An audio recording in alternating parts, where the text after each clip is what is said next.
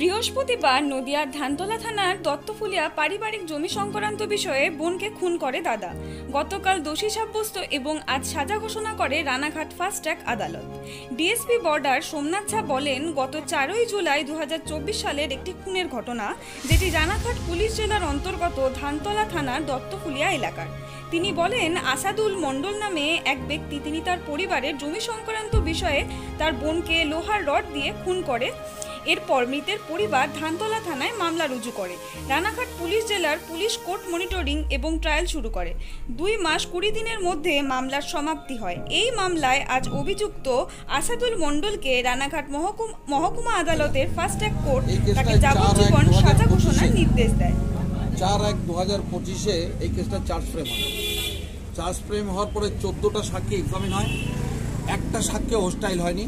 প্রত্যেকটা সাক্ষী এবং উইথ আই উইটনেস প্রত্যেকটা সাক্ষী তাদের সাক্ষ্যদানের মাধ্যমে কোর্টকে স্যাটিসফাইড করেছে। Learned FTC ADJ court being satisfied গতকাল অর্থাৎ 16/4/2025 এই আসামিকে সোল অ্যাকুজড আসামিকে দোষী সাব্যস্ত করেছে এবং আজকে লার্নেড এফটিসি এডিজে কোর্ট তাকে লাইফ ইমপ্রিজনমেন্ট দিয়েছেন টিল ডেথ, মৃত্যু পর্যন্ত তাকে যাবজ্জীবন কারাদণ্ডে দণ্ডিত। গত 4 জুলাই 2024 আমাদের ধানতলা থানার দত্তফুলিয়ার গ্রামে আমাদের একজন ব্যক্তি, তার নাম হচ্ছে আসাদুল মণ্ডল, সে পৈতৃক সম্পত্তির বিবাদে সকাল 5:30 নাগাদ তার নিজের বোন আজিফা খাতুনের মাথায় লোহার রড দিয়ে বাড়ি মেরে হত্যা করে।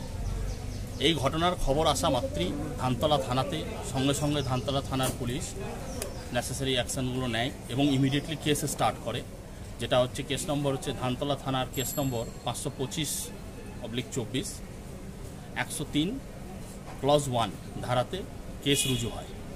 এবং কেস রুজু হওয়ার পর ধানতলা থানার সাব ইন্সপেক্টর মোহাম্মদ সামিনুল হাসানকে আয়ো হিসাবে এন্ডোর্স করা হয় এবং আয়ো সেদিনই অতি তৎপরতার সঙ্গে সেই জনৈক আসামিকে অ্যারেস্ট করে এবং 2 মাস 20 দিনের মধ্যে তদন্ত কমপ্লিট করে চার্জশিট জমা